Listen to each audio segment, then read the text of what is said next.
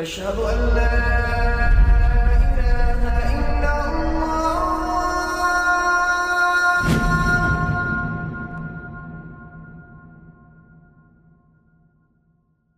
Raindrops media পরিবেশিত audio lecture series সেইরাহ। এই সিরিজে আলোচিত হবে পৃথিবীর বুকে শ্রেষ্ঠতম মানুষ রাসূলুল্লাহ মুহাম্মদ সাল্লাল্লাহু আলাইহি ওয়াসাল্লামের জীবন কথা।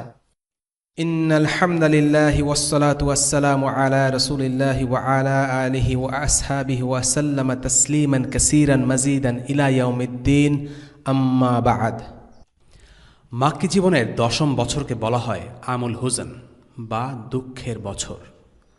কুরাইশ কর্তৃক আরোপিত নিষেধাজ্ঞা শেষ হবার প্রায় 6 মাস পরের ঘটনা। যেই মানুষটি এতদিন ধরে রাসূলুল্লাহ সাল্লাল্লাহু আলাইহি সাল্লামের সুখে দুঃখে তার পাশে ছিলেন, সেই আবু তালিব মৃত্যুশয্যায় শায়িত। কুরাইশরা ভাবল আবু তালিবের কাছে তারা শেষবারের মতো একটি প্রতিনিধি দল পাঠাবে। মৃত্যুর আগ মুহূর্তে মানুষের মানসিক অবস্থা কিছুটা দুর্বল থাকে। তারা চাচ্ছিল আবু তালিবকে দিয়ে দুই পক্ষের মাঝে একটা মধ্যস্থতা করানোর। সেই আশায় তারা একটি প্রতিনিধি দল পাঠায়। ইবনে হিশাম রাহিমাহুল্লাহ উল্লেখ করেন, দলটি আবু তালিবের সাথে সাক্ষাৎ করে এই বিষয়ে তার সাথে আলোচনা করল। এদের মধ্যে ছিল উতবা ইবিন রাবিয়া, শাইবা ইবিন রাবিয়া, আবু জাহেল, উমাইয়া ইবিন খালাফ এবং আবু সুফিয়ানের মতো বড় বড় গোত্রপ্রধান। তারা বলল, হে আবু তালিব, আমাদের মাঝে আপনার মর্যাদা সুবিদিত। আপনার এখন শেষ সময়। আপনার জীবন সম্পর্কে আমরা শঙ্কিত। আমাদের ও আপনার ভাতিজার মধ্যে যা চলছে তাও আপনার অজানা নয়। আপনি তাকে ডাকুন এবং আমাদের ও তার মধ্যে একটা আপোষ নিষ্পত্তি করে দিন, যাতে সে আমাদের বিরুদ্ধে কিছু না বলে এবং আমরাও তাকে কিছু না বলি। সে আমাদের ধর্মাদর্শ নিয়ে আমাদের থাকতে দেবে এবং আমরা তাকে তার দিন নিয়ে থাকতে দেব। আবু তালিব রাসূলুল্লাহ সাল্লাল্লাহু আলাইহি সাল্লামকে ডেকে পাঠালেন। তিনি এলে পরে আবু তালিব তাকে সম্বোধন করে বললেন, হে আমার ভাতিজা, এরা তোমার সম্প্রদায়ের নেতৃবর্গ। তোমার ব্যাপারে তারা এখানে সমবেত হয়েছে। তারা চায় তারা তোমাকে একটা প্রতিশ্রুতি দেবে, তুমিও তাদের একটা প্রতিশ্রুতি দাও। তখন রাসূলুল্লাহ সাল্লাল্লাহু আলাইহি সাল্লাম বললেন, ঠিক আছে, তোমরা আমাকে একটা মাত্র কথা দাও, যার ফলে তোমরা আরব জাহানের অধিকর্তা হয়ে যাবে এবং অনারব বিশ্ব তোমাদের বশ্যতা স্বীকার করবে। আবু জাহেল বলল, বেশ, তোমার পিতার কসম, এরূপ হলে একটা কেন, আমরা 10টা কথা দিতে রাজি। তিনি বললেন, তাহলে তোমরা বলো, লা ইলাহা ইল্লাল্লাহ, আল্লাহ ছাড়া কোনো ইলাহ নেই। তিনি ছাড়া আর যাদের পূজা অর্চনা তোমরা করো তাদের সকলকে পরিত্যাগ করো। এই কথা শুনে তারা খুব ক্ষেপে গেল। তারা বলল, মুহাম্মদ, তুমি সব ইলাহকে বাদ দিয়ে মাত্র এক ইলাহকে উপাসনা করতে বলছো, এটা কি করে সম্ভব? এরপর তারা নিজেরা বলাবলি করতে লাগলো, না, এই লোক তোমাদের মন মতো কোনো প্রতিশ্রুতি দেবে না। আমরা আমাদের বাপদাদার ধর্ম পালন করতে থাকি, দেখা যাক আল্লাহ তাআলা আমাদের আর তার মাঝে কি ফয়সালা করেন। এই বলে তারা চলে গেল। আল্লাহ তাআলা এই প্রতিনিধি দলের ব্যাপারে কোরআনে আয়াত নাজিল করলেন, সাদ ওয়াল কুরআনি যিজ যিকর বালিল্লাযিনা কাফারু ফি ইজ্জাতি ওয়া শিকাক। সাদ, কসম উপদেশপূর্ণ কোরআনের, কিন্তু কাফিরারা ঔদ্ধত্য ও বিরোধিতায় ডুবে আছে। সূরা সাদ আয়াত 1 এবং 2। মৃত্যুশয্যার কথা। আবু তালিব শুয়ে আছেন। রাসূলুল্লাহ সাল্লাল্লাহু আলাইহি ওয়াসাল্লাম আবু তালিবের পাশে বসে তাকে বললেন, চাচা, আপনি লা ইলাহা ইল্লাল্লাহ বলুন। আপনি স্বীকার করে নিন আল্লাহ ব্যতীত অন্য কোনো ইলাহ নেই। আপনি আমাকে এই কথাগুলো বলে যান যেন আমি শেষ বিচারের দিনে আপনার পক্ষ হয়ে আল্লাহর কাছে সাক্ষ্য দিতে পারি, আপনার শাস্তি মওকুফের জন্য আমার রবের কাছে আবেদন করতে পারি। আপনি শুধু বলুন লা ইলাহা ইল্লাল্লাহ, এছাড়া আমি আপনার কাছে আর কিছুই চাই না। রাসূলুল্লাহ সাল্লাল্লাহু আলাইহি সাল্লাম যখন কথাগুলো বলছিলেন, তখন আবু তালিবের অপর পাশে বসা ছিল আবু জাহেল। পিছে লেগে থাকা বলতে যা বোঝায়, আবু জাহেল রাসূলুল্লাহ সাল্লাল্লাহু আলাইহি সাল্লামের সাথে ঠিক তাই করত। ইসলামের বিরোধিতায় সে ছিল নিতান্ত আন্তরিক ও নিষ্ঠাবান। সমস্ত ইসলাম বিরোধী কাজ ও ষড়যন্ত্রের মূল হোতা ছিল এই আবু জাহেল। রাসূলুল্লাহ সাল্লাল্লাহু আলাইহি সাল্লামের বিরোধিতায় আবু জাহেল ছিল অদ্বিতীয়। জীবনের শেষ মুহূর্ত পর্যন্ত আল্লাহ রাসূল সাল্লাল্লাহু আলাইহি সাল্লামের বিরোধিতা করে কাটিয়েছে। আবু তালিবের এক পাশে রাসূলুল্লাহ সাল্লাল্লাহু আলাইহি সাল্লাম এবং আরেক পাশে আবু জাহেল এবং আব্দুল্লাহ ইবনে আবি উমাইর বসে আছে। আবু জাহেল বলে উঠল, আবু তালিব, তুমি কি আব্দুল মুত্তালিবের দিন ছেড়ে অন্য দিনের উপর মারা যেতে চাও? শেষ পর্যন্ত তুমি বাপের দিন ত্যাগ করবে? সে এসব বলে আবু তালিবকে ইমোশনাল ব্ল্যাকমেইল করার চেষ্টা করছিল।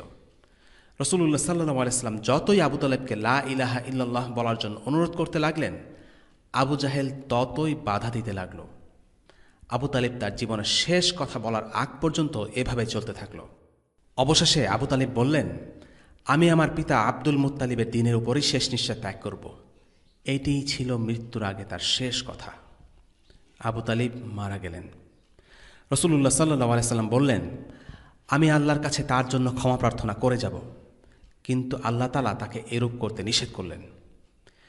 রাসূলুল্লাহ সাল্লাল্লাহু আলাইহি ওয়াসাল্লামের ৮ বছর বয়স থেকে আবু তালিব তার দেখাশোনা করেছেন, নিজের কাছে রেখে বড় করেছেন, তার ভরণ পোষণ করেছেন। আবু তালিবের কাছেই রাসূলুল্লাহ সাল্লাল্লাহু আলাইহি ওয়াসাল্লামের শৈশবকাল কেটেছে। বড় হওয়ার পরেও আবু তালিব রাসূলুল্লাহর পাশে ছিলেন। ৪২ বছরের বেশি সময় ধরে রাসূলুল্লাহ সাল্লাল্লাহু আলাইহি ওয়াসাল্লামকে তিনি সাহায্য করে গেছেন। কুরাইশদের ষড়যন্ত্র থেকে তাকে রক্ষা করেছেন। সাহায্যের যেই হাত আবু তালিব রাসূলুল্লাহর ৮ বছর বয়সে বাড়িয়েছেন, সে হাত তাকে ৫০ বছর পর্যন্ত আগলে রাখে। আবু তালিব তার জীবনের অধিকাংশ সময়ে রাসূলুল্লাহ সাল্লাল্লাহু আলাইহি ওয়াসাল্লামকে রক্ষা করার জন্য ব্যয় করেছিলেন। তাই রাসূলুল্লাহ সাল্লাল্লাহু আলাইহি ওয়াসাল্লাম যখন দেখলেন তার প্রিয় চাচা কাফের হিসেবে মারা যাচ্ছে, তখন তা মেনে নেওয়া তার জন্য বেশ কষ্টকর ছিল। তিনি সিদ্ধান্ত নিলেন তিনি আল্লাহর কাছে দোয়া করবেন। কিন্তু তিনি যখন আবু তালিবের জন্য দোয়া করতে মনস্থির করলেন, তখন আল্লাহ তাআলা এই আয়াতটি নাজিল করলেন, মা কানা লিন-নাবিয়্যি ওয়াল্লাযীনা আমানু আন ইস্তাগফিরু লিল-মুশরিকিনা ওয়ালাউ কানু উলি কুরবা মিন বা'দি মা তাবায়্যানা লাহুম আন্নাহুম আসহাবুল জাহিম। নবী ও মুমিনদের উচিত নয় মুশরিকদের জন্য ক্ষমা প্রার্থনা করে, যদিও তারা আত্মীয় স্বজন হোক, এ কথা সুস্পষ্ট হওয়ার পর যে তারা জাহান্নামী। সূরা তাওবা আয়াত ১১৩। রাসূলুল্লাহ সাল্লাল্লাহু আলাইহি ওয়াসাল্লামকে আবু তালিবের জন্য দোয়া করতে নিষেধ করা হলো। রাসূলুল্লাহ তার চাচাকে লা ইলাহা ইল্লাল্লাহ বলার জন্য বারবার অনুরোধ করছিলেন, কিন্তু তার চাচার কথা ছিল, কুরাইশরা যদি আমাকে এই ব্যাপারে অপমান না করত, তারা যদি না বলতো যে আমি মৃত্যুর ভয়ে কালেমা পাঠ করছি, তবে তোমাকে খুশি করার জন্য আমি লা ইলাহা ইল্লাল্লাহ বলতাম। আবু তালিব জানতেন কালেমা পাঠ করলে মুহাম্মদ সাল্লাল্লাহু আলাইহি ওয়াসাল্লাম খুবই খুশি হবেন। কাফির হিসেবে নিজের প্রিয় চাচাকে মৃত্যুবরণ করতে দেখা নবীজির জন্য কতটা কষ্টকর ছিল তা আবু তালিব বেশ ভালোভাবেই জানতেন। আবু তালিব শেষ মুহূর্ত পর্যন্ত রাসূলুল্লাহ সাল্লাল্লাহু আলাইহি ওয়াসাল্লামের প্রতি সহানুভূতিশীল ছিলেন, কিন্তু তার কালেমা পাঠ না করার কারণ ছিল কুরাইশদের কাছে মান সম্মান হারানোর ভয়।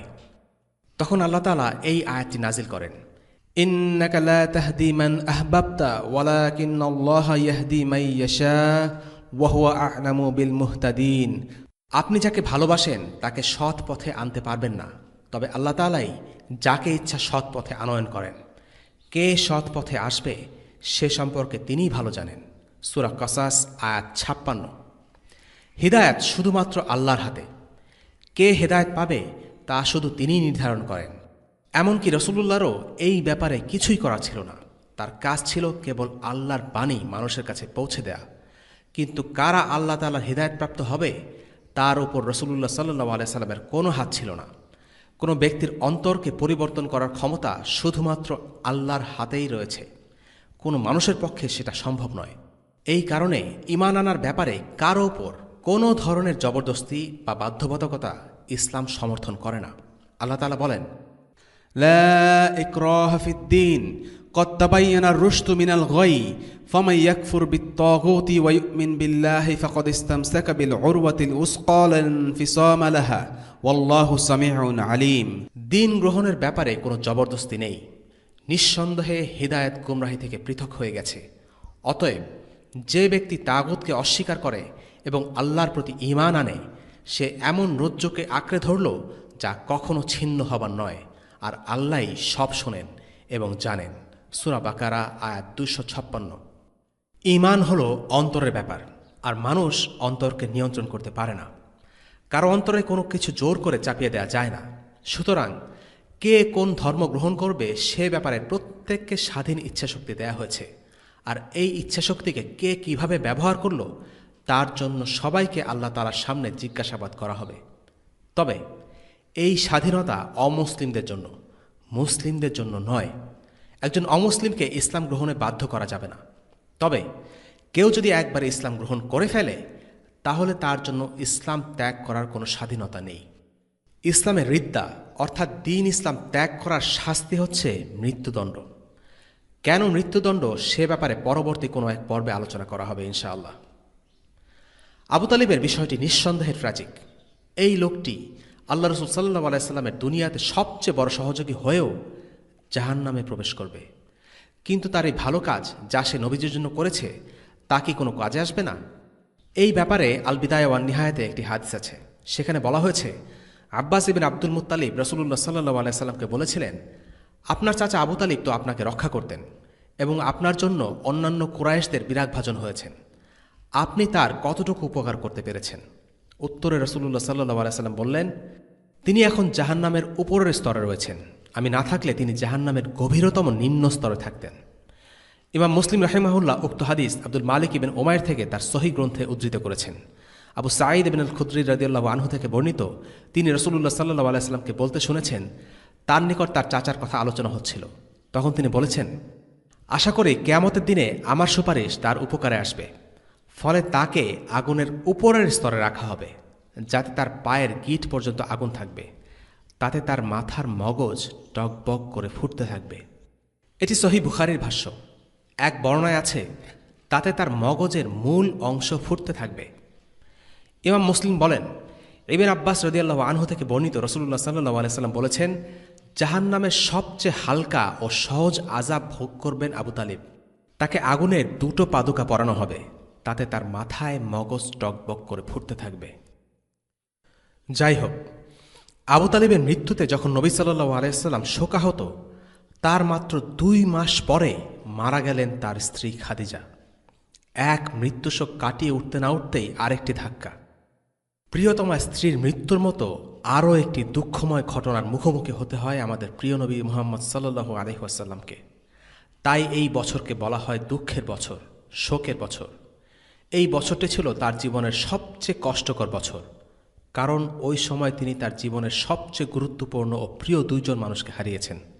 তারা দীর্ঘদিন ধরে রাসূলুল্লাহ সাল্লাল্লাহু আলাইহি সাল্লামকে তার দায়িত্ব পালনে সর্বতোভাবে সহযোগিতা করে আসছিলেন।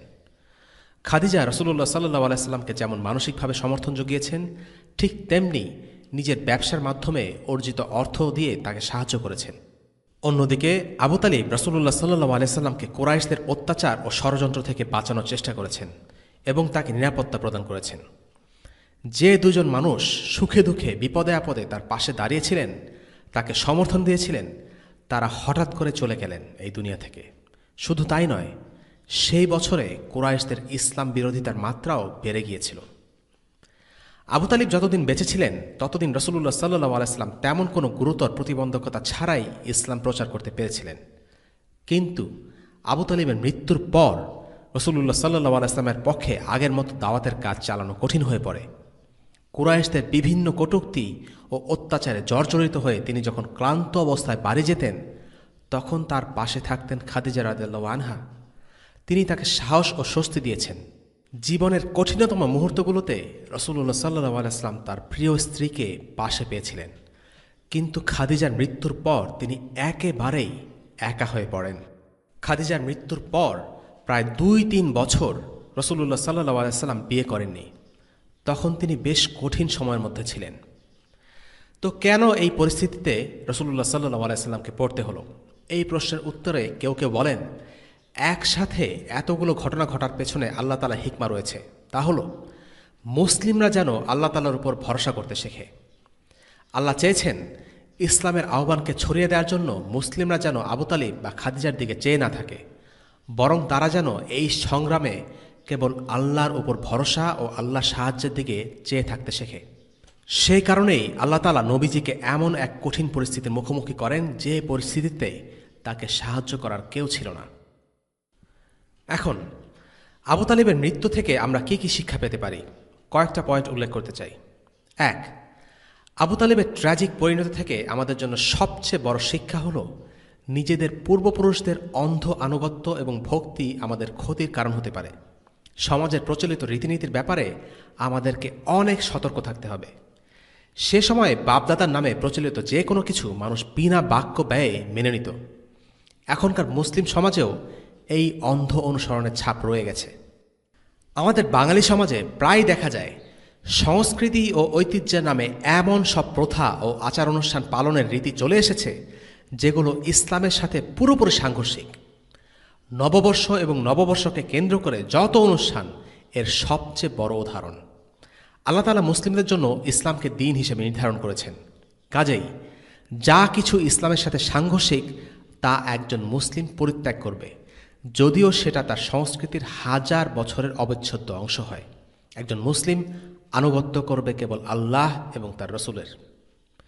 2 নম্বর, হিদায়াত আল্লাহর হাতে। আল্লাহ রসুল সাল্লাল্লাহু আলাইহি সাল্লাম ছিলেন আল্লাহর সবচেয়ে প্রিয় বান্দা, কিন্তু হিদায়াত আল্লাহ রসুল সাল্লাল্লাহু আলাইহি সাল্লামের হাতে ছিল না। আল্লাহ রসুল খুব করে চেয়েছিলেন তার চাচা মুসলিম হয়ে যেন মৃত্যুবরণ করে, কিন্তু সেটি হয়নি। অন্যান্য নবীদের ক্ষেত্রে আমরা দেখি নূহ আলাইহিসসালামের স্ত্রী পুত্র লূত আলাইহিসসালামের স্ত্রী কাফির হিসেবে মৃত্যুবরণ করেছেন। আবার উহুদের ময়দানে যারা আল্লাহ রসুলের বিরুদ্ধে যুদ্ধ করছিল তাদের বিরুদ্ধে আল্লাহ রসুল সাল্লাল্লাহু আলাইহি সাল্লাম বলে উঠেছিলেন, এরা কি করে সফল হতে পারে। কিন্তু তখন আল্লাহ তাআলা রাসূলুল্লাহ সাল্লাল্লাহু আলাইহি সাল্লামকে তিরস্কারের ভাষায় বললেন, কে ক্ষমা পাবে আর কে পাবে না এই ব্যাপারে একমাত্র আল্লাহর সিদ্ধান্তই চূড়ান্ত। এখানে রাসূলুল্লাহ সাল্লাল্লাহু আলাইহি সাল্লামের কোনো এখতিয়ার নেই। এ থেকে বোঝা যায় কে রব আর কে বান্দা। আল্লাহ হচ্ছেন রব আর আল্লাহ রসুল হচ্ছেন বান্দা। এই বিষয়টি বিশেষভাবে বোঝা জরুরি, কারণ বর্তমানে অনেক মুসলিম সম্মান আর ভালোবাসার আতিশয্যে আল্লাহ রসুলকে নিয়ে এমন কথা বলে বা তাকে এমন আসনে বসায় যা কেবল আল্লাহরই প্রাপ্য। বিভ্রান্ত কিছু সুফি দল এমনটা করে থাকে। আমরা আল্লাহর কাছে এই ধরনের শিরক থেকে আশ্রয় চাই। 3, একজন অমুসলিম যতদিন বেঁচে আছে ততদিন তার জন্য দোয়া করা যাবে, তবে মারা যাবার পর তার জন্য দোয়া করা যাবে না। খোদ আল্লাহ রসুলকে তার চাচার মৃত্যুর পর দোয়া করার অনুমতি দেয়া হয়নি।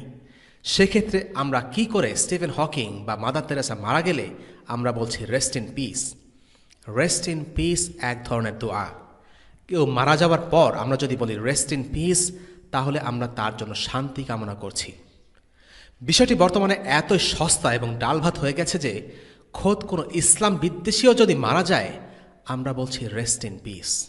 যেই লোকটি সারা জীবন ইসলামকে ঘৃণা করে গেছে সে মারা গেলেও বলছি আল্লাহ তাকে ক্ষমা করুক, অথচ মৃত্যুর আগ পর্যন্ত ইসলামের খেদমত করা আবু তালেবের জন্য দোয়া করতে আল্লাহ রসুল সাল্লাল্লাহু আলাইহি সাল্লামকে অনুমতি দেয়া হয়নি। স্টিফেন হকিংয়ের নাম আমরা সকলেই জানি। এই লোকটি মৃত্যুর আগ পর্যন্ত আল্লাহ তাআলাকে অস্বীকার করে গেছে।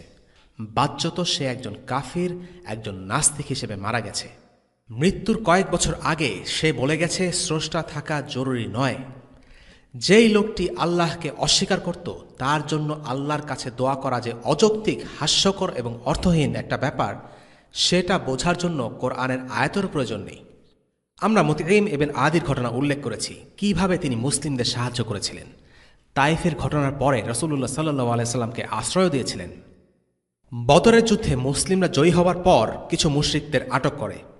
রাসূলুল্লাহ সাল্লাল্লাহু আলাইহি সাল্লাম কাফির বন্দীদের জন্য তখন বলেন, আজ যদি মুতঈম ইবনে আদি জীবিত থাকত এবং এদের জন্য সুপারিশ করত তাহলে আমি তার জন্য সবাইকে মুক্ত করে দিতাম। কোনো কাফিরের জন্য এটা ছিল নবীজির সর্বোচ্চ প্রশংসা। খেয়াল করে দেখুন, এখানে কিন্তু নবীজি কোনো দোয়া করেননি। কাফিরদের জন্য দোয়া করাটা একটা ট্রেন্ড হয়ে দাঁড়িয়েছে। রেস্ট ইন পিস আমরা অনায়াসেই বলে দিচ্ছি কোনো কাফিরের মৃত্যুতে। প্রশ্ন হচ্ছে, মুসলিমরা কেন এই ট্রেন্ড ফলো করছে? এর কারণ হলো ইসলাম বিদ্বেষীদের চাপের মুখে নতি স্বীকারের প্রবণতা। কে জান্নাতে যাবে আর কে জাহান্নামে যাবে এই বিষয়টি ইসলামে একেবারে স্পষ্ট। যারা মুসলিম তারা যাবে জান্নাতে, আর যারা কাফির, যারা আল্লাহর সাথে কাউকে শরিক করেছে, তারা জাহান্নামে যাবে। দুনিয়া এবং আখিরাতে স্যালভেশন বা মুক্তির একটাই পথ, সেটা হলো ইসলাম। কেউ যদি ইসলাম গ্রহণ না করে তাহলে সে কখনোই জান্নাতে যেতে পারবে না, চিরকাল তাকে জাহান্নামে থাকতে হবে। এই বিষয়টি অনেক অমুসলিম মানতে চায় না। তারা বলে, একজন মানুষ যদি ভালো কাজ করে তাহলে কেন সে জান্নাতে যেতে পারবে না? তাদের চোখে ভালো কাজ করলে একজন মানুষ জান্নাত পাবার দাবি রাখে। তাদের চোখে ভালো কাজ হচ্ছে মানুষের উপকার করা, ক্ষতি না করা। তাদের ভালো কাজের সংজ্ঞা স্থান কাল পাত্রে বদলায়। তাদের চোখে কেউ যদি আল্লাহ তাআলাকে অস্বীকারও করে সেটা কোনো অপরাধী নয়, সেটা তার অধিকার। এমনকি অনেক মুসলিমও এই ধারণায় বিশ্বাস করে। এদের কথা শুনলে মনে হয় কে জান্নাতে যাবে আর কে জাহান্নামে যাবে এটা তাদের বুঝ মতো হতে হবে। এই ব্যাপারে ইসলামের দৃষ্টিভঙ্গি হচ্ছে ঈমান ছাড়া ভালো কাজ মূল্যহীন। কেউ যদি অনেক ভালো কাজ করে, মানুষের উপকার করে, কিন্তু তার যদি ঈমান না থাকে সেটার এই দুনিয়ায় কিছু মূল্য থাকলেও আখিরাতে কোনোই মূল্য নেই, কারণ সে এটা আল্লাহর জন্য করেনি। তাই আখিরাতে এই কাজের কোনো প্রতিদান নেই। যেই লোকটি আল্লাহর দ্বীনে অবিশ্বাস করেছে তাকে আল্লাহ তাআলা পুরস্কৃত করবেন এমনটা আশা করাটাই তো অন্যায়। আল্লাহ তাআলা সকল গুনাহ চাইলে মাফ করে দিতে পারেন, কিন্তু কেউ যদি শিরকের গুনাহ করে আর তওবা না করে মারা যায় তাহলে তিনি সেই গুনাহ মাফ করবেন না। এই ব্যাপারে আলিমরা সবাই একমত। সে লোক যদি পাহাড় সম ভালো কাজ করে তবুও না, কারণ পাহাড় সম ভালো কাজ করলেও সে সবচেয়ে জঘন্য একটি অপরাধ করেছে যা তার সমস্ত ভালো কাজকে ছাপিয়ে যায়, আর তা হচ্ছে শিরক। শিরকের অপরাধ এতটাই ভয়াবহ যে এর সামনে ভালো সমস্ত কাজ মূল্যহীন হয়ে পড়ে, আর তাই শিরকের অপরাধ আল্লাহ কখনোই ক্ষমা করবেন না। আবু তালিব এবং খাদিজা দুজনই ছিলেন আল্লাহ রাসূল সাল্লাল্লাহু আলাইহি সাল্লামের সাহায্যকারী। তারা দুজনেই ভালো কাজ করেছিলেন। আল্লাহ নবীকে সাহায্য করা পৃথিবীর শ্রেষ্ঠ কাজগুলোর একটি, কিন্তু তাদের দুজনের পরিণতি একই রকম হয়নি। কারণ হলো ঈমান। ঈমান না থাকার কারণে আবু তালিবের পরিণতি হয়েছিল জাহান্নাম, যেখানে তার পায়ের গিঁট পর্যন্ত আগুন থাকবে, আর সেই আগুনে তার মগজ টকবক করে ফুটতে থাকবে। অন্যদিকে খাদিজা বিনতে খুয়াইলিদ রাদিয়াল্লাহু আনহার জন্য আল্লাহ তাআলা জান্নাতে রেখেছেন মুক্তার তৈরি একটি বাসা, যেখানে থাকবে না কোনো কষ্ট, থাকবে না কোনো শোরগোল, কারণ তিনি ছিলেন একজন মুমিনা। 4 নম্বর পয়েন্ট, আল্লাহ রাসূল সাল্লাল্লাহু আলাইহি সাল্লামকে আল্লাহ তাআলা এমন একটা পরিস্থিতিতে রেখেছিলেন যে তার নিরাপত্তার জন্য একজন কাফিরকেই প্রয়োজন ছিল। একজন মুসলিম এই কাজটি করতে পারত না। আবু তালিব যদি ইসলাম গ্রহণ করতেন তাহলে তার গোত্রের নেতা হিসেবে তিনি থাকতে পারতেন না, তার লোকেরা তাকে অপসারণ করত। এটি আল্লাহ তাআলার একটি হিকমা যে তিনি ইচ্ছে করেই একজন কাফিরের মাধ্যমে তার রাসূল সাল্লাল্লাহু আলাইহি সাল্লামের নিরাপত্তা নিশ্চিত করেছেন। আল্লাহ তাআলার যেভাবে ইচ্ছা তিনি সব কিছু পরিকল্পনা করেন। আমরা কখনোই সেই হিকমা পুরোপুরি বুঝতে পারব না। 5 নম্বর পয়েন্ট, ঈমান মানে কেবল জানা নয়, ঈমান মানে স্বীকার করে নেওয়াও বটে। আমরা অনেকেই ঈমানের সংজ্ঞা ভুলভাবে জানি। যদি কেউ জানে আল্লাহ হচ্ছেন ইবাদতের একমাত্র সত্তা আর মুহাম্মদ সাল্লাল্লাহু আলাইহি ওয়াসাল্লাম হচ্ছেন তার রাসূল, তাহলে কি সে মুসলিম হয়ে গেল? না, কারণ আবু তালিব খুব ভালো করে জানতেন তার ভাতিজা তাওহীদের যে বাণী নিয়ে এসেছেন তা সত্য। আবু তালিব খুব ভালো করে জানতেন তার ভাতিজা আল্লাহর পক্ষ থেকে প্রেরিত একজন রাসূল, আর এটাই কালিমার মূল কথা, তাওহীদ এবং আল্লাহ রাসূলের রিসালা। আবু তালিব যদি কালিমা জেনেই থাকেন তাহলে কেন তাকে কাফির বলা হচ্ছে? এর কারণ হলো তিনি যদিও বা জানতেন, তিনি এটা মেনে নিতে অস্বীকৃতি জানিয়েছেন। কাজেই জানাটা জরুরি নয়, মানাটাও জরুরি। মুসলিম হবার অর্থ আত্মসমর্পণ করা, স্বীকৃতি দেয়া। শুধু জানলেই কেউ মুসলিম হয়ে যায় না। যদি জানলেই কেউ মুসলিম হতো তবে ইবলিসও একজন মুসলিম। সে জান্নাতে ছিল, সে আল্লাহর সাথে কথা বলেছে। তাওহীদের ব্যাপারে তার জ্ঞান আমাদের চাইতে বেশি হবার কথা। শুধু সে জানত তাই নয়, সে আল্লাহকে সম্বোধন করেছে রব্বি, অর্থাৎ আমার রব। সে আল্লাহর কাছে দোয়া করেছে, সে চেয়েছে যেন আল্লাহ তাকে বিচার দিবস পর্যন্ত অবকাশ দেন। ইবলিস আল্লাহকে রব বলে সম্বোধন করেছে, আল্লাহর কাছে দোয়া পর্যন্ত করেছে। ইবলিস কি তবে মুসলিম? না, কারণ সে আল্লাহকে মেনে নিতে অস্বীকৃতি জানিয়েছে, আর এই কারণে ইবলিস হলো কাফির। সে জেনে শুনে কাফির। কেউ যদি না জেনে আল্লাহর দ্বীনে অস্বীকৃতি জ্ঞাপন করে সে কাফের, আর যদি সে জেনে শুনে করে সেও কাফের। অর্থাৎ এখানে জানাটা মুখ্য নয়, মুখ্য হচ্ছে স্বীকৃতি দেয়া। অনেক আলিম মনে করে এই মিনিমাম স্বীকৃতি হচ্ছে সালাত আদায় করা। মুখে স্বীকার করাই যথেষ্ট নয়, কারণ রাসূলুল্লাহ সাল্লাল্লাহু আলাইহি ওয়াসাল্লাম বলেছেন সালাহ হচ্ছে ঈমান এবং কুফরের মধ্যে পার্থক্যকারী। কাজেই আমরা যারা মুসলিম হিসেবে নিজেদের দাবি করি তাদের অবস্থা যদি এমন হয় যে আমরা জানি যে আল্লাহ তাআলা হচ্ছেন একজন মাবুদ এবং আল্লাহ রাসূল সাল্লাল্লাহু আলাইহি ওয়াসাল্লাম হচ্ছেন তার রাসূল, কিন্তু কাজে কর্মে এই জানার কোনো বালাই নেই, তাহলে নিজেদের প্রশ্ন করা উচিত, এই জানা কি আদৌ কোনো কাজে আসছে? আবু তালেবের সাথে তাহলে পার্থক্যটা কোথায় থাকলো?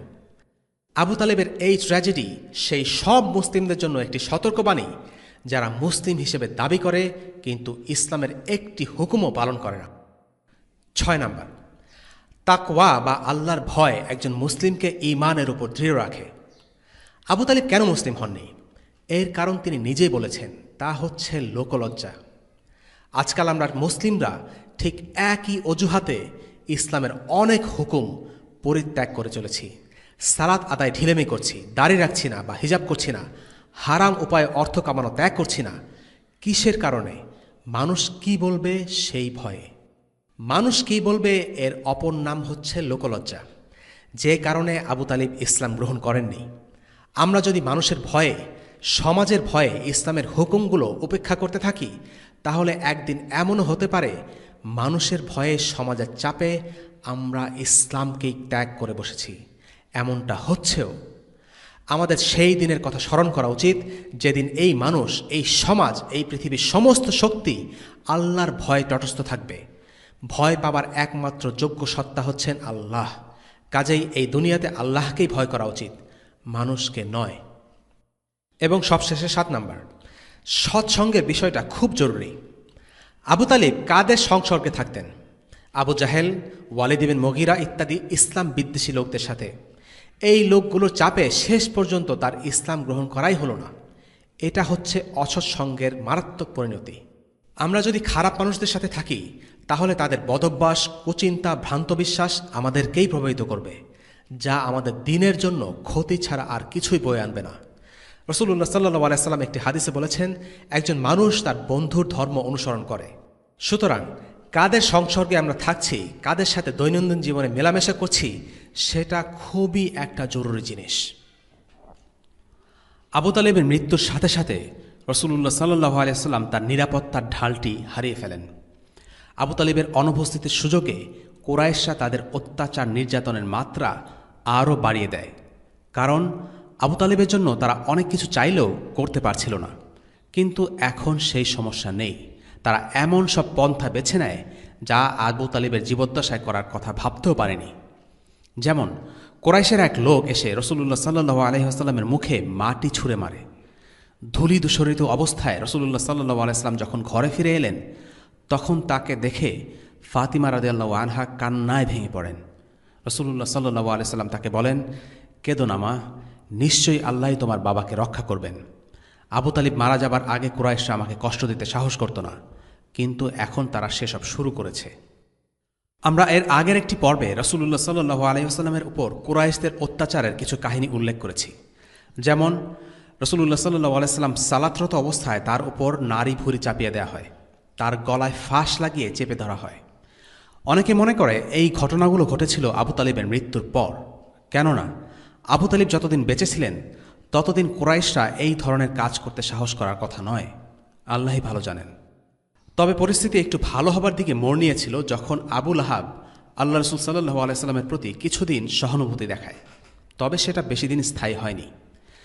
ঘটনাটি আমরা বর্ণনা করব আল বিদায়া ওয়ান নিহায়া থেকে। ইমাম ইবনে কাসির রাহিমাহুল্লাহ একটি বর্ণনা উল্লেখ করেছেন, যেখানে বলা হয়েছে, আবু তালিব ও খাদিজা যখন ইন্তেকাল করেন, তখন রাসূলুল্লাহ সাল্লাল্লাহু আলাইহি ওয়াসাল্লাম একই সাথে এই দুইটি বিপদের সম্মুখীন হন। তাদের উভয়ের মৃত্যুর মধ্যে মাত্র 5 দিনের ব্যবধান ছিল। তখন তিনি অধিকাংশ সময় ঘরেই থাকতেন, বের হতেন কম। ইতোপূর্বে কুরাইশরা তার সাথে যে আচরণ করতে সাহস পেত না, এখন তারা সে আচরণ করতে লাগল। এই সংবাদ আবু লাহাবের নিকট পৌঁছে। সে রাসূলুল্লাহ সাল্লাল্লাহু আলাইহি ওয়াসাল্লাম নিকটে এসে বলল, হে মুহাম্মদ, তুমি তোমার লক্ষ্যে এগিয়ে যাও এবং আবু তালিবের জীবদ্দশায় তুমি যা যা করতে এখনও তুমি তা করে যাও। লাত দেবীর কসম, আমার মৃত্যু পর্যন্ত ক্ষতি সাধনের উদ্দেশ্যে কেউ তোমার নিকট পৌঁছতে পারবে না। ইবেন গায়তালা নামের এক ব্যক্তি রাসূলুল্লাহ সাল্লাল্লাহু আলাইহি ওয়াসাল্লামকে গালি দিয়েছিল। আবু লাহাব এগিয়ে এসে তাকে শাস্তি দেয়। ইবেন গায়তালা তখন চিৎকার করে কুরাইশদের ডেকে বলে, হে কুরাইশ সম্প্রদায়, আবু উতবা অর্থাৎ আবু লাহাব পিতৃধর্ম ত্যাগ করেছে, সে ধর্মান্তরিত হয়েছে। কুরাইশরা তড়িৎ গতিতে আবু লাহাবের বাড়িতে উপস্থিত হয়। আবু লাহাব বলল, আমি আমার পিতা আব্দুল মুত্তালিবের ধর্ম ত্যাগ করিনি, তবে আমি আমার ভাতিজাকে সকল অত্যাচার থেকে রক্ষা করব, যাতে করে সে তার লক্ষ্যে এগিয়ে যেতে পারে। অপর কুরাইশরা বলল, তাহলে তো আপনি ভালো ও মহৎ কাজ করেছেন এবং আত্মীয়তার মর্যাদা রক্ষা করেছেন। ফলে রাসূলুল্লাহ সাল্লাল্লাহু আলাইহি ওয়াসাল্লাম কিছুদিন নিরাপদ রইলেন, নিজের মতো করে বিভিন্ন স্থানে যাতায়াত করতে লাগলেন। আবু লাহাবের ভয়ে কেউ তাকে কিছু বলতো না। এভাবে চলছিল। একদিন উকবা ইবনে আবু মুআইদ এবং আবু জাহেল আবু লাহাবের নিকটে এসে উপস্থিত হলো। তারা বলল, আপনি আপনার ভাতিজাকে জিজ্ঞেস করুন, সে বলুক আপনার পিতার শেষ ঠিকানা কোথায়। আবু লাহাব বলল, হে মুহাম্মদ, আব্দুল মুত্তালিবের শেষ ঠিকানা কোথায়? রাসূলুল্লাহ সাল্লাল্লাহু আলাইহি ওয়াসাল্লাম বললেন, তার শেষ ঠিকানা হচ্ছে তার সম্প্রদায়ের সাথে। আবু লাহাব ওদেরকে গিয়ে বলল, আমি তাকে জিজ্ঞেস করেছি, সে বলেছে যে আমার পিতার শেষ ঠিকানা তার সম্প্রদায়ের সাথে। তারা দুজনে বলে উঠল, সে তো বলে যে আব্দুল মুত্তালিবের শেষ ঠিকানা জাহান্নামে। এইবার আবু লাহাব বলল, হে মুহাম্মদ, আব্দুল মুত্তালিবকে জাহান্নামে যাবেন? রাসূলুল্লাহ সাল্লাল্লাহু আলাইহি ওয়াসাল্লাম বললেন, আব্দুল মুত্তালিব যে ধর্মবিশ্বাস নিয়ে মৃত্যুবরণ করেছেন, ওই ধর্মবিশ্বাস নিয়ে কারো মৃত্যু হলে সে তো জাহান্নামেই যাবে। তখন অভিশপ্ত আবু লাহাব বলল, আল্লাহর কসম, আমি চিরদিনের জন্য তোমার শত্রু হয়ে থাকব, কারণ তুমি বিশ্বাস করো যে আব্দুল মুত্তালিব জাহান্নামে যাবেন। তখন থেকে আবু লাহাব ও সমগ্র কুরাইশ সম্প্রদায় বহু গুণ কঠোর হয়ে রাসূলুল্লাহ সাল্লাল্লাহু আলাইহি ওয়াসাল্লামের প্রতি শত্রুতায় লিপ্ত হয়। এই পরিস্থিতিতে মক্কায় ইসলামী দাওয়াতের কাজ চালিয়ে যাওয়া খুব কঠিন হয়ে পড়ে। আবু তালিব নেই মানে আল্লাহ রাসূল সাল্লাল্লাহু আলাইহি ওয়াসাল্লামের পাসপোর্ট বাজেয়াপ্ত হয়ে গেছে। মক্কায় তার আর নিরাপত্তা নেই। দীর্ঘ 10 বছর মক্কায় দাওয়া করার পর রাসূলুল্লাহ সাল্লাল্লাহু আলাইহি ওয়াসাল্লাম এবার মক্কার বাইরে দাওয়াতের কাজ সম্প্রসারণ করার চেষ্টা করতে লাগলেন। রাসূলুল্লাহ সাল্লাল্লাহু আলাইহি ওয়াসাল্লাম দ্বীনের দাওয়াত পৌঁছে দিতে তাইফে যান। তার সাথে ছিলেন যায়েদ বিন হারিসা রাদিয়াল্লাহু আনহু। রাসূলুল্লাহ সাল্লাল্লাহু আলাইহি ওয়াসাল্লাম তাইফের নেতৃস্থানীয় গোষ্ঠী সাকিফের নেতাদের সাথে সাক্ষাৎ করলেন। তারা ছিল 3 ভাই। রাসূলুল্লাহ সাল্লাল্লাহু আলাইহি ওয়াসাল্লাম তাদেরকে ইসলামের দিকে আহ্বান করলেন এবং তাদের সাহায্য ও সমর্থন কামনা করলেন। রাসূলুল্লাহর আহ্বানে এই 3 জন লোকের প্রতিক্রিয়া ছিল রীতিমতো জঘন্য। প্রথমজন বলল, তুমি যদি আল্লাহর প্রেরিত নবী হয়ে থাকো, তাহলে আমি কাবা ঘরের গিলাফ ছিঁড়ে ফেলব। কাবার গিলাফ তাদের কাছে খুবই পবিত্র ছিল। দ্বিতীয়জন বলেছিল, আল্লাহ কি তোমার চেয়ে ভালো আর কাউকে পেলেন না? আর তৃতীয় ভাই বলেছিল, তোমার সাথে আমি কোনো কথাই বলবো না। যদি তুমি সত্যই নবী হয়ে থাকো, তাহলে আমি মনে করি না যে তোমার সাথে কথা বলার যোগ্যতা আমার আছে। আর যদি তুমি আল্লাহ তাআলার প্রেরিত রাসূল না হয়ে থাকো, তাহলে তুমি মিথ্যাবাদী এবং আমার পক্ষে কোনো মিথ্যুকের সাথে কথা বলা সম্ভব না। রাসূলুল্লাহ সাল্লাল্লাহু আলাইহি ওয়াসাল্লাম সেখানে 10 দিন অবস্থান করলেন। 10 দিন ধরে তিনি তাইফের নেতৃত্বস্থানীয় লোকদের কাছে যান এবং প্রত্যেককে দ্বীনের দাওয়াত দেন। কিন্তু তাদের এক কথা, বের হয়ে যাও। তাদের প্রতিক্রিয়া দেখে রাসূলুল্লাহ সাল্লাল্লাহু আলাইহি ওয়াসাল্লাম বললেন, ঠিক আছে, আপনারা যদি আমার আহ্বানে সাড়া না দেন সেটা আপনাদের ব্যাপার। তবে আমি চাই যে আমাদের মধ্যে যে আলাপ হয়েছে তা আপনারা মক্কার লোকেদের কাছে গোপন রাখবেন। কিন্তু এই সাকিফের লোকেরা এতটাই খারাপ ছিল যে তারা কিছু উচ্ছৃঙ্খল ছেলেপেলেকে দিয়ে রাসূলুল্লাহর পিছনে লেলিয়ে দিল। তারা গালাগাল করতে করতে রাসূলুল্লাহ সাল্লাল্লাহু আলাইহি ওয়াসাল্লাম ও যায়েদ বিন হারিসাকে লক্ষ্য করে পাথর ছুঁড়তে লাগলো। তাদের ধাওয়া করতে লাগলো। তারা 2 জন দৌড়াতে লাগলেন। রাসূলুল্লাহকে পাথরের আঘাত থেকে রক্ষা করার জন্য যায়েদ বিন হারিসা রাদিয়াল্লাহু আনহু নিজের শরীরকে ঢাল হিসেবে ব্যবহার করছিলেন। দৌড়াতে দৌড়াতে তারা একটি আবাদি জমিতে গিয়ে আশ্রয় নেন। রাসূলুল্লাহ সাল্লাল্লাহু আলাইহি ওয়াসাল্লাম গুরুতর আহত হন। তিনি অত্যন্ত ক্লান্ত পরিশ্রান্ত হয়ে পড়েন। সাকিফের অধিবাসীদের পাথরের আঘাতে তার দেহ ক্ষতবিক্ষত হয়ে পড়েছিল। তার পায়ের জুতো রক্তে ভিজে গিয়েছিল। রাসূলুল্লাহ আশ্রয় নেন মক্কার একটি বাগানে। তিনি দেয়ালে হেলান দিয়ে আঙ্গুর গাছের ছায়ায় বসলেন। তার মন প্রচণ্ড খারাপ। তাইফে তিনি এভাবে প্রত্যাখ্যাত হবেন আশা করেননি। প্রচণ্ড কষ্ট আর মনোবেদনা থেকে তিনি আল্লাহর কাছে হাত তুলে দোয়া করলেন। অত্যন্ত হৃদয়গ্রাহী আর আবেগময় একটি দোয়া, যা মুস্তাদআফিনের দোয়া নামে পরিচিত। হে আল্লাহ, আমি তোমার কাছে আমার দুর্বলতা, অসহায়ত্ব এবং মানুষের কাছে আমার মূল্যহীনতা সম্পর্কে অভিযোগ করছি। দয়ালু দাতা, তুমি দুর্বলদের প্রভু, তুমি আমারও প্রভু। তুমি আমাকে কার কাছে ন্যস্ত করছো? আমাকে কি এমন কারো কাছে ন্যস্ত করছো যে আমার সাথে রুক্ষ ব্যবহার করবে, নাকি কোনো শত্রুর হাতে ন্যস্ত করছো যাকে তুমি আমার বিষয়ের মালিক করে দিয়েছো? যদি তুমি আমার ওপর অসন্তুষ্ট না হও, তবে আমার কোনো দুঃখ নেই, আফসোসও নেই। তোমার ক্ষমাশীলতা আমার জন্য প্রশস্ত ও প্রসারিত করো। আমি তোমার সে সত্তার আলোর আশ্রয় চাই, যার দ্বারা অন্ধকার দূর হয়ে আলোয় চারিদিকে ভরে যায়। দুনিয়া এবং আখিরাতে সকল বিষয় তোমার হাতে ন্যস্ত। তোমার অসন্তুষ্টি ও ক্রোধ থেকে আমি ক্ষমা প্রার্থনা করি। সকল ক্ষমতা এবং শক্তি শুধু তোমারই। তোমার শক্তি ছাড়া আর কোনো শক্তি নেই। আল্লাহ তাআলা এই অবস্থায় রাসূলুল্লাহ সাল্লাল্লাহু আলাইহি সাল্লামের জন্য সাহায্য পাঠান। রাসূলুল্লাহ সাল্লাল্লাহু আলাইহি সাল্লাম সে সময় বেশ ক্ষুধার্ত ছিলেন। তার এই অবস্থা দেখে সেই আবাদি জমির মালিকেরা তার প্রতি সহানুভূতিশীল হয়। তারা তাদের খ্রিস্টান কৃতদাস আদ্দাসকে আদেশ দিল যেন সে মুহাম্মদ সাল্লাল্লাহু আলাইহি সাল্লামকে কিছু আঙ্গুর খেতে দেয়। এই জমির মালিকরা ছিল মক্কা থেকে আগত। তারা রাসূলুল্লাহ সাল্লাল্লাহু আলাইহি সাল্লামের বিরোধী মতাদর্শে ছিল, কিন্তু তা সত্ত্বেও এক এলাকার মানুষ হওয়ায় সে সময় রাসূলুল্লাহ সাল্লাল্লাহু আলাইহি সাল্লামকে সাহায্য করার সিদ্ধান্ত নেয়। এদিকে খ্রিস্টান কৃতদাস আদ্দাস রাসূলুল্লাহ সাল্লাল্লাহু আলাইহি সাল্লামের জন্য আঙ্গুর নিয়ে যায়। রাসূলুল্লাহ খাওয়ার পূর্বে বললেন, বিসমিল্লাহ। এতে আদ্দাস বেশ অবাক হলেন। তিনি রাসূলুল্লাহকে বললেন, আপনি যা বললেন তা এই দেশের লোকেরা বলে না। রাসূলুল্লাহ সাল্লাল্লাহু আলাইহি সাল্লাম বুঝতে পেরেছিলেন যে আদ্দাস একজন ভিনদেশী এবং অন্য ধর্মের অনুসারী। তিনি তাকে জিজ্ঞেস করলেন, তুমি কোথা থেকে এসেছ? তোমার দিন কি? আদ্দাস উত্তর দিল, আমি খ্রিস্ট ধর্মের অনুসারী। আমার বাড়ি ইরাকের নিনাভতে। এরপর রাসূলুল্লাহ সাল্লাল্লাহু আলাইহি সাল্লাম বললেন, তুমি তো ইউনুস বিন মাত্তার গ্রাম থেকে এসেছ। তিনি আল্লাহ তাআলা নবী ছিলেন। আদ্দাস বলল, আপনি কিভাবে মাত্তার পুত্র ইউনুস সম্পর্কে জানলেন? রাসূলুল্লাহ বললেন, তিনি আমার ভাই। তিনি একজন নবী ছিলেন, আর আমিও একজন নবী। এই কথা শোনা মাত্র আদ্দাস সম্মানবশত নিচু হয়ে রাসূলুল্লাহ সাল্লাল্লাহু আলাইহি সাল্লামের পায়ে চুম্বন করে। এরপর তার হাত ও মাথায় চুম্বন করে। জমির মালিকেরা এই দৃশ্য দেখে বলল, দেখেছ, সে আমাদের দাসকেও বশ করে ফেলেছে। রাসূলুল্লাহ সাল্লাল্লাহু আলাইহি সাল্লামের অভ্যাস ছিল তিনি যেখানেই যেতেন সেখানেই দাওয়াত দিতেন। আর এদিকে যে দুটি লোক কিছুক্ষণ আগে রাসূলুল্লাহ সাল্লাল্লাহু আলাইহি সাল্লামের প্রতি সহানুভূতিশীল ছিল এবং তাকে আশ্রয় দিয়েছিল, তারাই এখন আদ্দাসের চুমু খাওয়ার দৃশ্য দেখে আফসোস করতে লাগল। আদ্দাস ফিরে এলে তারা তাকে জিজ্ঞেস করল, তোমার কি হয়েছিল? তুমি কেন তার হাত ও মাথায় চুমু দিচ্ছিলে? আদ্দাস বললেন, এই দুনিয়াতে তার মতো ভালো মানুষ আর নেই।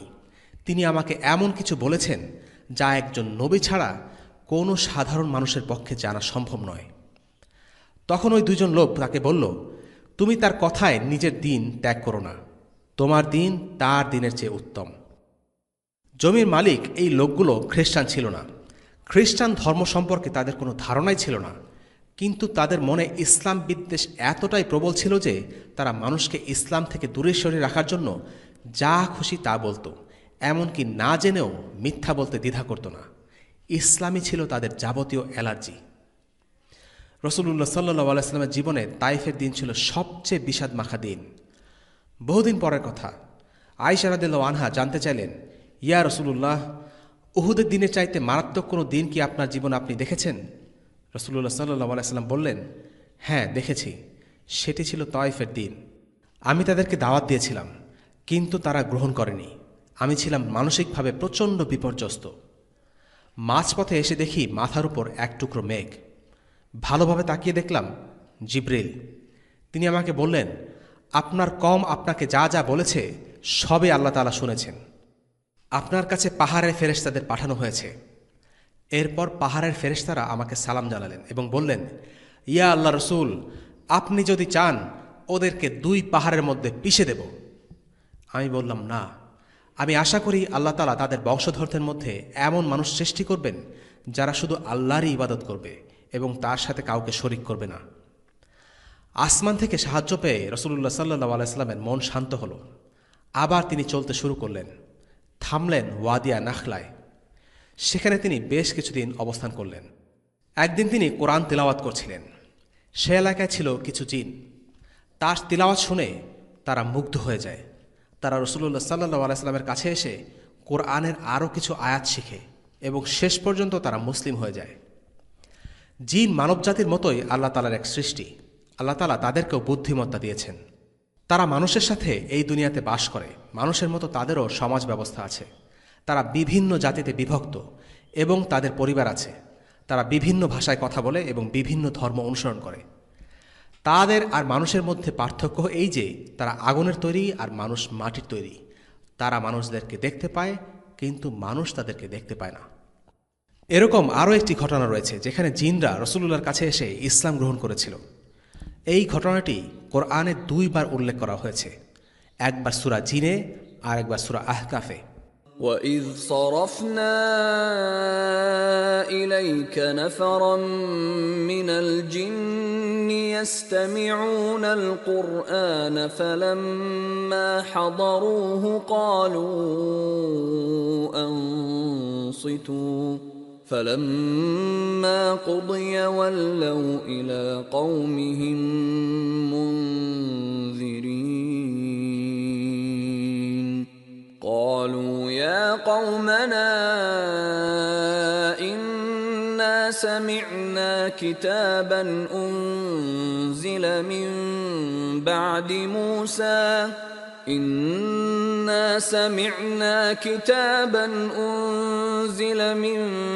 بعد موسى مصدقا لما بين يديه يهدي إلى الحق وإلى طريق مستقيم. যখন আমি একদল জিনকে আপনার প্রতি আকৃষ্ট করেছিলাম, তারা কোরআন পাঠ শুনছিল। তারা যখন কোরআন পাঠের জায়গায় উপস্থিত হলো, তখন পরস্পর বলল, চুপ থাকো। অতঃপর যখন পাঠ সমাপ্ত হলো, তখন তারা সম্প্রদায়ের কাছে গিয়ে সতর্ককারী রূপে ফিরে গেল। তারা বলেছিল, হে আমার সম্প্রদায়, আমরা এক কিতাব পাঠ শ্রবণ করেছি যা অবতীর্ণ হয়েছে মূসার পরে। এটা তার পূর্ববর্তী কিতাবকে সমর্থন করে এবং সত্য ও সরল পথের দিকে পরিচালিত করে। সূরা আহকাফ আয়াত 29 এবং 30। এখন প্রশ্ন আসতে পারে, জিনরা বলেছে তারা এমন এক কিতাব পাঠ শ্রবণ করেছে যা অবতীর্ণ হয়েছে মূসার পরে, কিন্তু কোরআন আসার আগে তো ঈসা আলাইহিস সালামের উপর কিতাব নাজিল হয়েছে। তাহলে কেন তারা ঈসা আলাইহিস সালামের কথা বলেনি? কোরআনের একজন তাফসিরকার এই প্রশ্নের উত্তরে বলেছেন, ওই জিনরা ছিল ইহুদি, তারা ছিল মূসা আলাইহিস সালামের অনুসারী।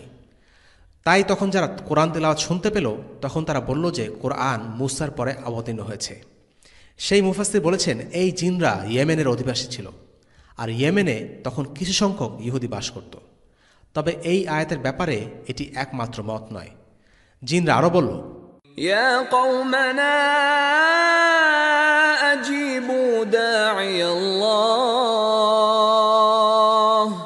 أجيبوا داعي الله وآمنوا به يغفر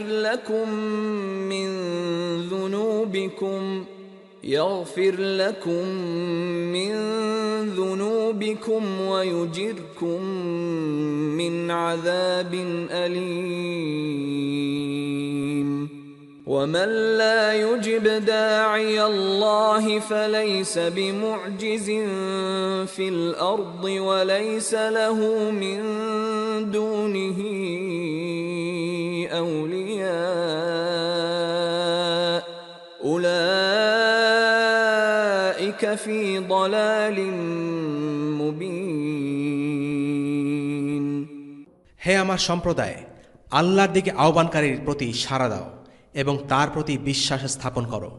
আল্লাহ তোমাদের পাপ ক্ষমা করবেন এবং যন্ত্রণাদায়ক শাস্তি হতে তোমাদের রক্ষা করবেন।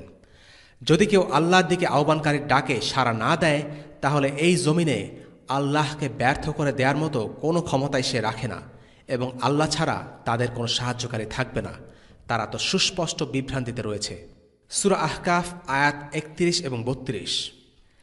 জিনদের আগমন ও ইসলাম গ্রহণ ছিল আল্লাহর পক্ষ থেকে তৃতীয় সাহায্য। রাসূলুল্লাহ সাল্লাল্লাহু আলাইহি ওয়াসাল্লাম স্বস্তি লাভ করলেন এবং উদ্দীপনার সাথে তার মিশনে মনোযোগ দিলেন। তো এই তাইফের ঘটনা থেকে আমরা কি কি শিক্ষা পেতে পারি? প্রথমত, রাসূলুল্লাহ সাল্লাল্লাহু আলাইহি ওয়াসাল্লামকে লক্ষ্য করে যখন তাইফের লোকেরা পাথর ছুড়ছিল, তখন তাকে পাথরের আঘাত থেকে রক্ষা করছিলেন যায়েদ ইবনে হারিসা রাদিয়াল্লাহু আনহু। নিজের শরীরকে তিনি বর্ম হিসেবে ব্যবহার করছিলেন। উহুদের যুদ্ধেও একই রকম ঘটনা দেখা যায়। সেই যুদ্ধে সাহাবীরা রাসূলুল্লাহ সাল্লাল্লাহু আলাইহি ওয়াসাল্লামকে পাথরের আঘাত নয়, বরং তীরের আঘাত থেকে বাঁচানোর জন্য নিজেদের পিঠ পেতে দিয়েছিলেন।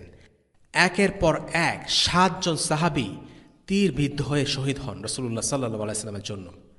এই হলো আল্লাহ রসুলের জন্য সাহাবীদের ত্যাগ স্বীকারের দৃষ্টান্ত। আজকে রসুলুল্লাহ সাল্লাল্লাহু আলাইহি ওয়াসাল্লাম নেই, নিজেদের শরীর আর রক্ত দিয়ে তাকে বাঁচানোর সুযোগ হয়তো নেই, কিন্তু তার অবমাননার বিরুদ্ধে উঠে দাঁড়ানো, তার বিরুদ্ধে অপপ্রচারগুলোর জবাব দেওয়ার সুযোগ এখনও আছে। যেই দিন নিয়ে তিনি আগমন করেছেন সেই দিনকে রক্ষা করা, সেই দিনের প্রচার ও শিক্ষাদানের মাধ্যমে তার সম্মানে নিজেদেরকে বিলিয়ে দেওয়ার সুযোগ এখনও খোলা আছে। বিখ্যাত তাবিঈন আবু মুসলিম আল খাওলানী রাহিমাহুল্লাহ বলেছেন, সাহাবীরা কি মনে করেছেন রসুলুল্লাহ সাল্লাল্লাহু আলাইহি ওয়াসাল্লাম শুধু তাদেরই, আর কারো নয়? রসুলুল্লাহ সাল্লাল্লাহু আলাইহি ওয়াসাল্লামের উপর অধিকার কেবল তাদেরই, আর কারো নয়? না, বরং আমরা তাদের সাথে পাল্লা দেব। রসুলুল্লাহ সাল্লাল্লাহু আলাইহি ওয়াসাল্লামের উপর অধিকার আমাদেরও আছে এবং আমরা তা আদায় করে নিতে চাই। রসুলুল্লাহর জন্য যায়েদ বা তালহা যা করেছিলেন, আজ মুসলিমরা হয়তো সেই রকম ত্যাগ স্বীকার করতে পারবে না, কিন্তু তাই বলে বসে থাকলে হবে না, অন্তত চেষ্টা করতে হবে। মুহাম্মদ সাল্লাল্লাহু আলাইহি ওয়াসাল্লামের জীবন সম্পর্কে জানতে হবে এবং তা অন্যদেরকেও জানাতে হবে, যাতে সবাই তাকে ভালোবাসে এবং তার অনুসরণে আগ্রহী হয়। 2 নম্বর শিক্ষা, রসুলুল্লাহ সাল্লাল্লাহু আলাইহি ওয়াসাল্লাম যখন তায়েফবাসীদের কাছে ইসলামের দাওয়াত দিচ্ছিলেন, তখন কেউ তার ডাকে সাড়া দেয়নি, উল্টো তাকে বের করে দেয়। কিন্তু রসুলুল্লাহ একটি কথা বলে গেছেন, ভালো কাজ করে যাও, কেননা তুমি কখনোই জানো না যে তোমার কাজের ফলাফল কি। অর্থাৎ একটি ভালো কাজ করো, চোখে হয়তো তুচ্ছ লাগতে পারে, কিন্তু সেই কাজের ফলাফল হতে পারে অনেক বড় কিছু, আর সেটা আল্লাহ ছাড়া কেউ জানেন না। তাই কোনো সৎ কাজকেই তুচ্ছ করা উচিত নয়। রসুলুল্লাহকে তায়েফবাসী প্রত্যাখ্যান করেছিল, তা দেখে হয়তো মনে হতে পারে এই দাওয়াত লোকদের উপর কোনো প্রভাব বিস্তার করেনি। কিন্তু রসুলুল্লাহ সাল্লাল্লাহু আলাইহি ওয়াসাল্লাম যখন সেখানে দাওয়াত দিচ্ছিলেন, সেখানে খালিদ আল উদওয়ান নামের একটি ছোট্ট ছেলে ছিল। সে ছিল খাতিব বংশের সন্তান। সেই খালিদ বহুদিন পর নিজের কাহিনী বর্ণনা করেছেন। তাইফের মেলা চত্বরে রসুলুল্লাহ সাল্লাল্লাহু আলাইহি ওয়াসাল্লাম লোকদেরকে ইসলামের দাওয়াত দিচ্ছিলেন। আমি সেই সময় সেখানে উপস্থিত ছিলাম এবং তার কথা শুনছিলাম। আমি তাকে সূরা আত-তারিক তিলাওয়াত করতে শুনছিলাম। আমি তখনই এই সূরাটি মুখস্থ করে ফেলেছিলাম, যদিও আমি তখন কাফির ছিলাম। পরবর্তীতে আমি ইসলাম গ্রহণ করি। যেখানে উপস্থিত বয়স্ক লোকেরা রসুলুল্লাহ সাল্লাল্লাহু আলাইহি ওয়াসাল্লামের কথায় কান দিচ্ছিল না, সেখানে এক ছোট বাচ্চা তার তিলাওয়াত শুনে শুনেই একটি সূরা মুখস্থ করে ফেলে। আর কয়েক বছর পরেই রসুলুল্লাহ সাল্লাল্লাহু আলাইহি ওয়াসাল্লাম তার আপাতদৃষ্টিতে ব্যর্থ প্রচেষ্টার ফল দেখতে পেয়েছিলেন। 3 নম্বর শিক্ষা, রসুলুল্লাহ সাল্লাল্লাহু আলাইহি ওয়াসাল্লাম ও খ্রিস্টান কৃতদাস আদ্দাসের মধ্যকার ঘটনাটা একটু আগেই আমরা উল্লেখ করেছি। একজন মুসলিমের সাদাসিধে একটি আমলও যে দাওয়াতের আমলে রূপান্তরিত হতে পারে, এই ঘটনা তার একটি চমৎকার উদাহরণ। রসুলুল্লাহ সাল্লাল্লাহু আলাইহি ওয়াসাল্লাম খাওয়া শুরু করেছিলেন বিসমিল্লাহ বলে, আর এই বিসমিল্লাহ শব্দটিই আদ্দাসের ইসলাম গ্রহণের কারণ হয়ে দাঁড়ায়। আদ্দাস আগে এরকম কিছু শুনেনি, তাই সে রসুলুল্লাহ সাল্লাল্লাহু আলাইহি ওয়াসাল্লামকে এই ব্যাপারে জিজ্ঞেস করল, আর এই কথার সূত্র ধরেই রসুলুল্লাহর সাথে তার আলাপচারিতা শুরু হয়। তার কাছে আদ্দাস এমন কিছু জানতে পেরেছিলেন যা তাকে রসুলুল্লাহ সাল্লাল্লাহু আলাইহি ওয়াসাল্লামের নবুয়তে বিশ্বাস স্থাপন দিকে ধাবিত করে। সুতরাং ছোট ছোট কাজও মানুষকে ইসলামের দিকে আকৃষ্ট করে। ফলে সে ইসলাম নিয়ে পড়াশোনা শুরু করে এবং শেষ পর্যন্ত অনেকেই এভাবে ইসলামের দরজা খুলে দ্বীনে প্রবেশ করে। আমাদের সাহাবীদের কথাবার্তা, ব্যবহার ও চরিত্র মুগ্ধ হয়ে অনেকেই ইসলাম গ্রহণ করত। 4 নম্বর শিক্ষা, আল্লাহ রসুল সাল্লাল্লাহু আলাইহি ওয়াসাল্লামের দোয়াটি কেবল চমৎকারই নয়, বরং শিক্ষণীয় বটে। রসুলুল্লাহ সাল্লাল্লাহু আলাইহি ওয়াসাল্লাম এমন সময়ে দোয়াটি করেছিলেন যখন তার অবস্থা চরম মাত্রায় শোচনীয়। তিনি ক্লান্ত, পরিশ্রান্ত, শরীর থেকে রক্ত ঝরছে। তিনি ঠিকমতো জানেনও না তিনি কোথায়। আল্লাহ তাআলাই তাকে এই পরিস্থিতিতে এনেছেন, কিন্তু আল্লাহ তাআলার প্রতি তার কোনো অভিযোগ নেই। তিনি আল্লাহকে এই কথা বলছেন না, হে আল্লাহ, কেন এমন হলো? তুমি কেন আমার এই অবস্থা করলে? আমি তো এটা ডিজার্ভ করি না, যেমনটা আমরা প্রায়ই করে থাকি। কিন্তু আল্লাহ রসুল সাল্লাল্লাহু আলাইহি ওয়াসাল্লাম আল্লাহ তাআলার কাছে এসব অভিযোগের ডালি খুলে বসেননি। এই ধরনের অভিযোগ করা কার্যত কুফর। এভাবে অভিযোগ করেছিল ইবলিস। সে বলেছিল, হে আল্লাহ, আপনি আমাকে পথভ্রষ্ট করেছেন। এর বিপরীতে আল্লাহ রসুল সাল্লাল্লাহু আলাইহি ওয়াসাল্লাম কি চমৎকারভাবে আল্লাহকে ডেকেছেন। এই ডাকার মাঝে অভিযোগ নেই, বরং এই ডাকের মাঝে আছে আল্লাহর রহমতের প্রতি সুতীব্র বাসনা। আল্লাহ রসুল সাল্লাল্লাহু আলাইহি ওয়াসাল্লাম কোনো অভিযোগ তো করছেনই না, বরং তিনি চিন্তিত নিজেকে নিয়ে। তিনি কি কোনো ভুল করেছেন? আল্লাহ কি তার ওপর কোনো কারণে অসন্তুষ্ট হয়েছেন? তিনি নিজে শরীরের ব্যথা বেদনা নিয়ে দুশ্চিন্তিত নন। তাই তিনি আল্লাহর কাছে বলছেন, আল্লাহ, তুমি যদি আমার উপর খুশি থাকো তবে কোনো কষ্টই নেই, কোনো ব্যথা নয়। দোয়ার শেষ অংশে আমরা দেখি আল্লাহ রাসূল সাল্লাল্লাহু আলাইহি সাল্লাম এই কষ্ট থেকেও মুক্তি চেয়েছেন এই দোয়াতে। তিনি যা আছেন তাতে তিনি অসন্তুষ্ট নন, আবার তিনি এই কষ্ট থেকে আল্লাহর কাছে মুক্তিও চান। একজন মুমিন যে কোনো অবস্থায় আল্লাহর উপর সন্তুষ্ট থাকবে। আল্লাহর উপর সন্তুষ্ট থাকা মানে আল্লাহর নির্ধারিত ভাগ্য বা কদর নিয়ে সন্তুষ্ট থাকা। আল্লাহ রাসূল সাল্লাল্লাহু আলাইহি সাল্লাম তাই শত কষ্ট সত্ত্বেও আল্লাহর উপর তার সন্তুষ্টি প্রকাশ করেছেন এবং আল্লাহর সন্তুষ্টি কামনা করেছেন। এবং 5 নম্বর পয়েন্ট, আল্লাহ রাসূল সাল্লাল্লাহু আলাইহি সাল্লাম হচ্ছেন রাহমাতুল লিল আলামিন। তাইফে দাওয়া পৌঁছানো ছিল তার সবচেয়ে কঠিন অভিজ্ঞতা। তাইফের লোকদের মতো খারাপ ব্যবহার তিনি আর কোথাও পাননি। তাইফের লোকেরা তাকে অপমান করেছে, তাকে রক্তাক্ত করেছে, কিন্তু তবুও তিনি তাইফের ওপর আযাব কামনা করেননি। এর কারণ নবী রাসূলরা এসব বিষয়কে পার্সোনালি নেন না। তারা এসেছেন আল্লাহর পক্ষ থেকে প্রেরিত আহ্বায়ক হিসাবে। তাদেরকে মানুষ প্রত্যাখ্যান করা মানে আসলে ব্যক্তি হিসাবে তাদের প্রত্যাখ্যান করা নয়, বরং আল্লাহর বাণীকে প্রত্যাখ্যান করা। আল্লাহ রাসূল সাল্লাল্লাহু আলাইহি সাল্লাম চাইলেই পারতেন তাইফের লোকদের উপযুক্ত শাস্তি দিতে, সে সুযোগ তাকে দেয়া হয়েছিল, কিন্তু তিনি তাদের ক্ষমা করে দিয়েছেন। নিঃসন্দেহে তিনিই হলেন রাহমাতাল লিল আলামিন। ওয়াসাল্লাল্লাহু আলা সাইয়্যিদিনা মুহাম্মদ ওয়া আলা আলিহি ওয়াসহাবিহি ওয়াসাল্লাম। আলহামদুলিল্লাহি রাব্বিল আলামিন। আসসালামু আলাইকুম ওয়া রাহমাতুল্লাহি ওয়া বারাকাতুহু। রেইনড্রপস মিডিয়ার অন্যান্য প্রজেক্ট সম্পর্কে জানতে ভিজিট করুন www.raindropsmedia.org অথবা ফেসবুক পেজ www.facebook.com/raindropsmedia অথবা ইউটিউব চ্যানেল www.youtube.com/raindropsmediaorg2015